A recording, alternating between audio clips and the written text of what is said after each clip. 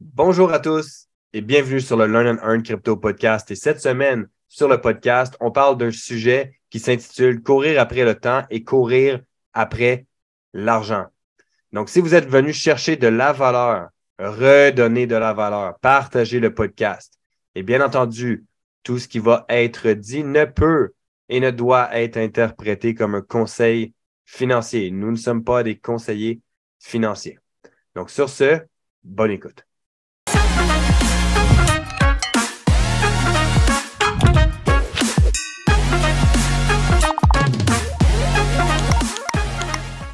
Il y a deux phrases qui m'ont fait beaucoup réfléchir dernièrement. OK? Puis je pense que je les avais partagées justement. La première phrase qui est on perd sa vie à la gagner.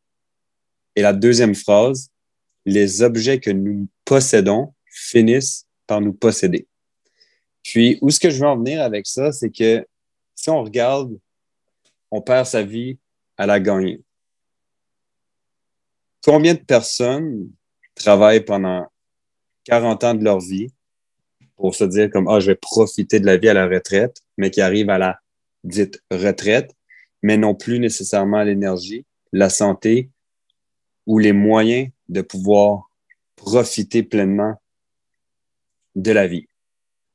Non seulement ça, si on regarde aussi de l'autre côté avec l'inflation actuelle, les gens courent en ce moment après le manque de temps. Travail 40 heures semaine, temps supplémentaire.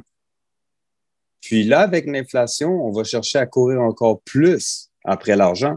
Donc, ce qui veut dire, c'est que ça c'est la réalité de beaucoup de personnes, c'est que tu vas travailler 40 heures par semaine dans ton emploi, puis tu n'arriveras probablement plus à subvenir aux besoins de ta famille dans les mois, dans les années à venir, parce que ton dollar, ton argent, ton dollar en papier, éventuellement numérique, mais va perdre de la valeur. En fait, perd de la valeur plus on avance dans le temps. Donc, en fait, l'inflation plutôt fait en sorte que le coût de la vie augmente, mais en réalité, on s'entend, vous le savez déjà, c'est pas le coût de la vie qui augmente en soi, mais plutôt la valeur du dollar qui diminue. Donc, ce qui veut dire que, vu que on a le même salaire, mais le, entre guillemets, coût de la vie augmente, on va devoir travailler plus. Ça, c'est la réalité de beaucoup de personnes. On va devoir travailler plus pour gagner plus d'argent puis continuer à maintenir son rythme de vie actuel. Puis c'est quand même malheureux parce que les gens manquent de temps et devront travailler plus pour subvenir aux besoins de leur famille, ce qui veut dire que tu vas encore plus manquer de temps.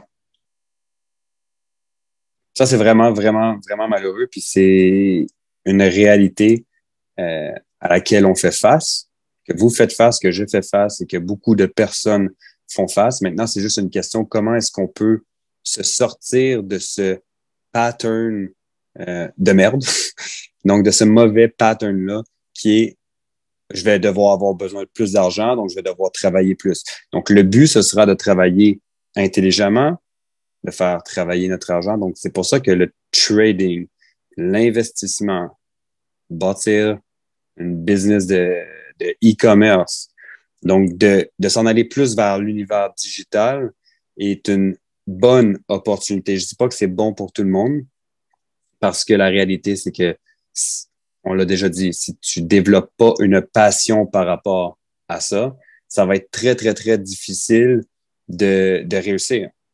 C'est un peu comme ton boulot. Si tu n'aimes pas ton job en ce moment, tu y vas parce que tu as besoin d'argent. Mais est-ce que c'est plaisant? Non, tu le fais par besoin et non par envie. Le but de pouvoir devenir libre financièrement, libre de temps, avec le trading, le e-commerce, puis tout ça, avec l'univers digital, c'est de pouvoir développer une passion, de pouvoir aimer ça dans un premier temps. Et dans un deuxième temps, c'est de pouvoir se libérer du temps. Bien entendu, avec le deuxième point, qui est les objets que nous possédons finissent par nous posséder, c'est que une des réalités, c'est que les gens vont gagner plus d'argent et automatiquement chercher à augmenter leur rythme de vie. Ce qui veut dire que peut-être que pour toi, 15 000, on va dire, dollars par mois, c'est énorme. Mais peut-être que pour une autre personne, c'est rien. Parce que ça va avec le rythme de vie. Puis, l'autre réalité que je voulais amener par rapport à ça, c'est que vu que les objets qu'on possède finissent par nous posséder, c'est juste une question de se demander pour créer sa liberté financière, c'est est-ce que j'ai réellement besoin de ça pour vivre? Est-ce que j'ai réellement besoin de cette voiture-là pour me transporter du point A au point B? Il y a une différence entre je peux me le permettre et d'avoir une dépense qui est pas nécessaire. Donc, d'avoir des engagements financiers qu'on pourrait juste littéralement couper afin de diminuer tout ça pour pouvoir créer cette liberté-là.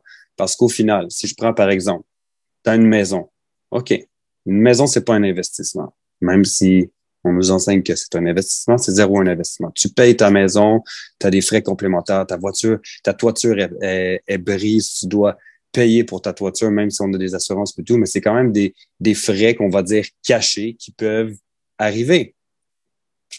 Tu achètes une maison, puis au final, tu avais une fissure qui n'avait pas été mentionnée, peu importe, puis tu dois réparer cette fissure-là, tu dois creuser un drain français, puis ça vient de te coûter entre 18 puis 35 000 $.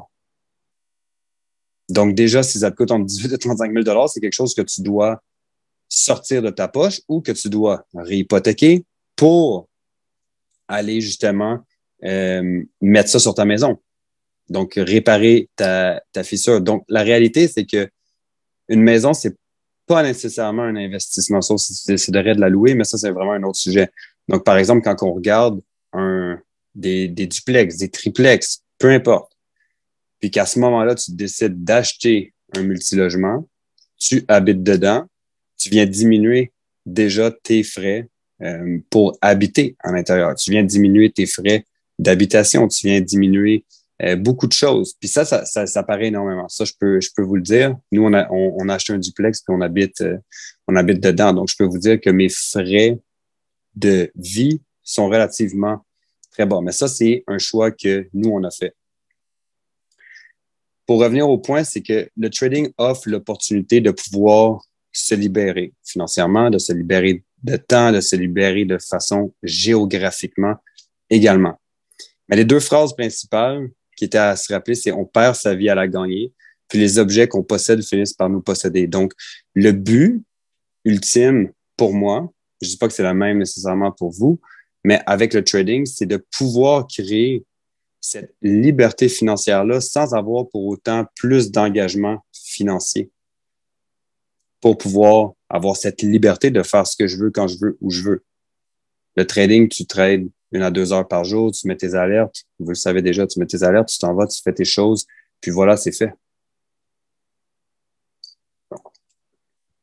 Une autre chose, niveau trading, qui est une phrase, qui est un trade par jour, garde le 9 à 5 éloigné pour toujours. J'aime cette phrase-là, puis je veux amener un point par rapport à cet aspect de trading-là. Souvent, quand on commence à trader ou qu'on veut réussir, on veut être rentable, on veut tous prendre des trades puis que nos trades soient des trades gagnants. La réalité, c'est qu'on va pas tous les gagner. Mais si tu peux miser sur un trade par jour qui est gagnant, puis que tu as une bonne gestion du risque, puis que tu as une bonne gestion de trade également, parce que ça, c'est quelque chose qui est également important. À partir de là, tu n'as pas besoin de prendre 36 trades. Tu as juste besoin d'un trade par jour qui est gagnant, puis tu vas arriver à atteindre tes objectifs financiers, que ce soit, en fait, que ce soit avec un compte personnel ou que ce soit avec un compte d'une propre firme, ça change rien du tout. Le but, c'est de focaliser, disons que, en fait, je reviens un peu en arrière. Comme que je l'explique souvent, on veut focaliser sur 1 à 3 paires d'actifs, que ce soit Bitcoin, que ce soit paires de Forex, que ce soit les indices. Donc, 1 à 3, puis d'apprendre à vraiment bien les maîtriser. Mais la réalité, c'est pas parce que tu en choisis 3 ou 4, par exemple, que tu décides de focaliser dessus, que tu vas avoir une opportunité. Comme, ça veut pas dire non plus que si tu focalises sur 3 ou 4, que si tu as une opportunité sur chacune de ces paires-là, que tu es obligé de tous les prendre. Tu peux tout simplement analyser, prendre ton temps, en fait, prendre le temps d'analyser un peu plus en profondeur afin de déterminer quelle est l'opportunité la plus flagrante, puis de focaliser sur cette paire-là. Parce que si tu trouves un point d'entrée sur une des paires parce que c'était complètement flagrant, tu peux potentiellement en trouver une deuxième puis une troisième par la suite, qu'on appelle entre autres les positions renfort. Donc, juste prends l'opportunité qui est la plus flagrante puis maximise vraiment celle-là le plus possible. Un trade par jour qui est gagnant. Même si, disons que tu en prends 2, tu en perds un, puis tu en gagnes un avec un ratio de 1 pour 2, tu es rentable. Oui, tu en as perdu un, tu en as gagné un, tu es 50%. Ton win rate, en fait, est de 50%. Mais ton win rate est de 50%. Mais de l'autre côté, si tu as un ratio de minimum 1 pour 2, tu rentres dans ton trade, ratio 1 pour 2, tu fermes ta position, tu risques $100 sur chaque trade. Un trade, tu as fait 200. L'autre trade, tu as perdu 100. Au final, tu es à plus 100. Je pourrais prendre n'importe quel chiffre, ça serait la même chose. C'était juste pour rendre ça plus simple. Donc, en fait, tu as fait du profit. Puis, si tu es capable de faire du profit de manière constante, ben, à ce moment-là, tu vas pouvoir arriver à tes objectifs. Parce que je vois beaucoup de trades sur des comptes démo, puis pas juste dans la communauté, pas juste avec vous, mais aussi à l'extérieur, dans d'autres groupes. Des gens qui prennent beaucoup trop de trades, puis après ça, il faut juste te demander comment est-ce que tu peux vraiment bien gérer ces trades-là. C'est sûr que c'est un niveau qui est vraiment plus avancé, c'est une autre histoire, mais la réalité, c'est que pour la majorité du monde, on est tous des débutants intermédiaires. Donc, ta capacité à gérer un trade, c'est pas la même chose que ta capacité à en gérer 36 qui sont ouverts en même temps. Donc, c'est juste ça qui est à garder en tête. Je vais vous donner un exemple pour un trade par jour qui garde le 9 à 5 loin pour toujours. Je l'ai à côté de moi, l'exemple. Donc, je vais vous le dire à l'instant. Disons que tu prends 5 trades par semaine. 5. Avec un ratio de 1 pour 2. Pas plus. Puis on sait qu'on peut aller même chercher plus. Et mais disons un ratio de 1 pour 2 parce que disons que ton TP final, c'est un ratio de 1 pour 6, mais tu prends du partiel. En moyenne, on va te dire que c'est un ratio 1 pour 2. 3 wins, 3 victoires, 2 pertes. Tu risques 1% par trade. Donc, sur tes 3 victoires d'un ratio 1 pour 2, tu as fait 6%. Mais tu as perdu 2 trades à 1%, tu as perdu 2%. Au final, à la fin de ta semaine, on parle de 1 trade par jour. À la fin de ta semaine, tu es 4% en gain.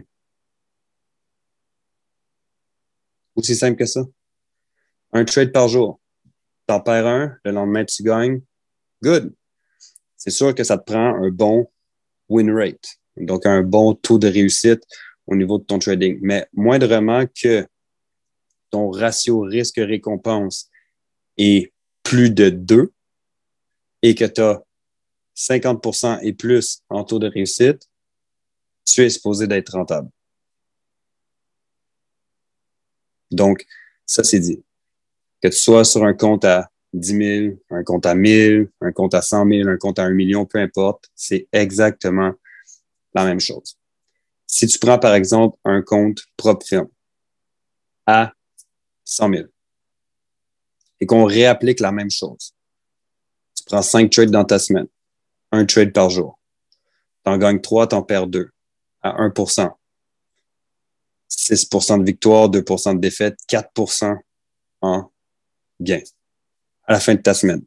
Net. 4% sur un compte à 100 000, c'est 4 000. Ça, c'est si tu risques 1%. On s'entend qu'avec compte propre firme, c'est différent au niveau du risk management. Mais si on prend juste vraiment un compte, un exemple à 1%, ça te fait quand même 4 000. Qui ici serait bien avec 4 000 par semaine? 8 000 de semaine, 16 000 par mois. Qui ici serait bien avec ça? Je crois que la réponse, c'est que c'est tout le monde. Tout le monde serait bien avec ça.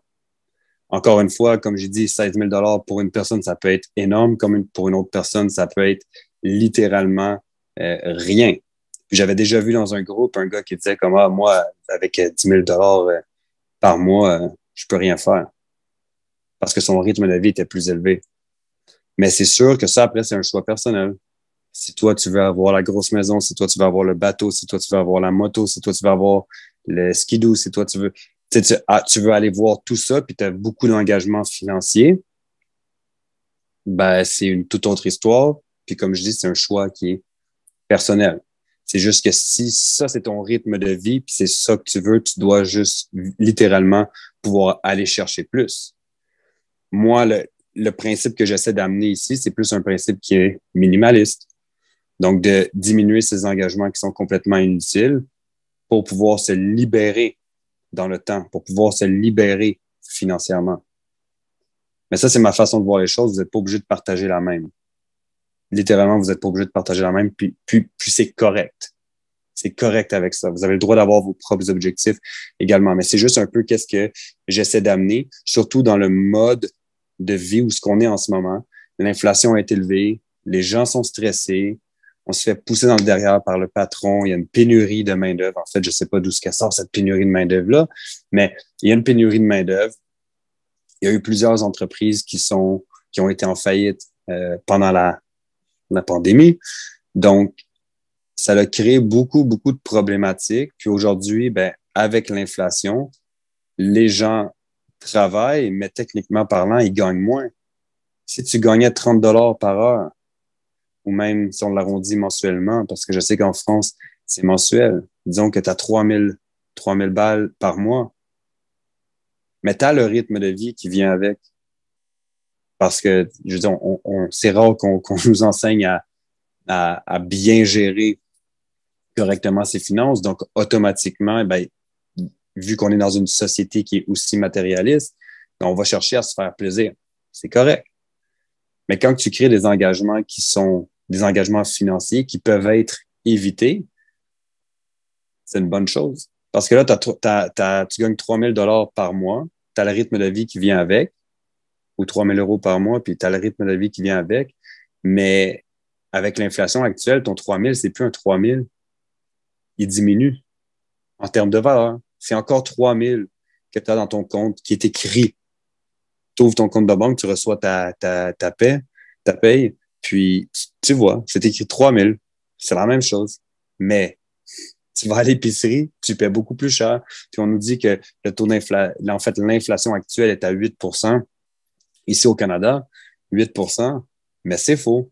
Parce que toi, tu t'en vas à l'épicerie, puis tu achètes des œufs, ben, tu as une augmentation de 50 sur tes produits, sur tes œufs. Il y a d'autres produits qui ont des augmentations de 100 Il y a des produits qui c'est une augmentation de 30 Ça dépend vraiment des produits dans le marché. Et puis la réalité, c'est que on le voit pas nécessairement sur le coût. Maintenant, on peut vraiment le voir quand on pense à il y a un certain temps, quand on recule dans le temps. Mais la réalité, c'est que en ce moment, si tu analyses avec un an en arrière, tu vas le remarquer. Mais si tu analyses avec une semaine en arrière, tu ne le remarqueras pas. Puis la réalité, c'est qu'ils augmentent les prix graduellement. Même, je vous invite à faire l'exercice, aller à l'épicerie, puis regarder les prix. Les prix augmentent constamment, à coût de 5 sous, 10 sous, très minime. Mais au final, à la fin, ça fait une grosse augmentation. Donc, l'inflation actuelle est beaucoup plus élevée que ce qui est dit, que ce soit ici, au Québec, que ce soit en France, Belgique, Suisse, peu importe. L'inflation est juste réellement plus élevée que ce qui est dit sur papier. Donc, qu'est-ce qui se passe? C'est que, encore une fois, les gens vont devoir bosser plus pour aller rechercher le niveau. Donc, en fait, tu vas bosser plus, tu vas travailler plus fort, puis tu n'auras plus 3 000 qui va être écrit dans ton compte de banque, mais peut-être 3 800, 4 000. Mais ce extra-là que tu travailles plus fort pour te ramène au même rythme de vie que tu avais avant l'inflation. Mais en bossant plus, tu as moins de temps.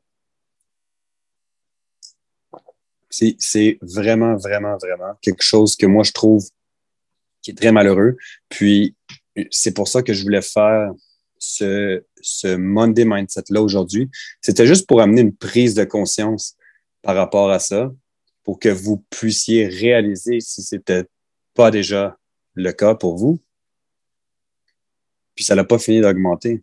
Je parle avec des gens qui essaient de s'auto-convaincre eux-mêmes que c'est terminé parce qu'ils sont déjà pris à la gorge.